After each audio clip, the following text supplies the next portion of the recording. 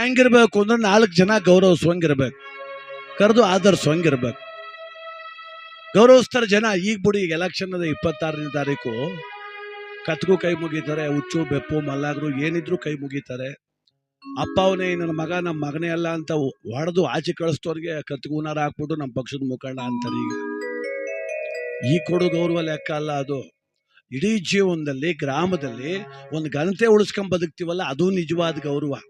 ಈ ಸಮಯ ಬಂದಾಗ ಎಲ್ಲರೂ ಕತ್ಗೂ ಕೈ ಮುಗಿದೆ, ಹುಚ್ಚು ಬೆಪ್ಪಗೂ ಕೈ ಮುಗಿದೆ, ಅದಲ್ಲ ಗೌರವ.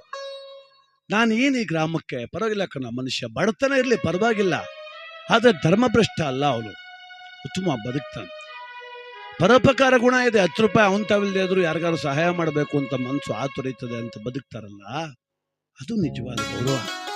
ಅದು ನಿಜವಾದ ಗೌರವ ಆಗ್ಲಿಕ್ಕೆ ಸಾಧ್ಯ. ಅದಕ್ಕೆ ನಮ್ಮ ಬದುಕು ಗೌರವಾನ್ವಿತವಾಗಿ ಇರಬೇಕಂತೆ ಈ ಜಗತ್ತಿನೊಳಗೆ.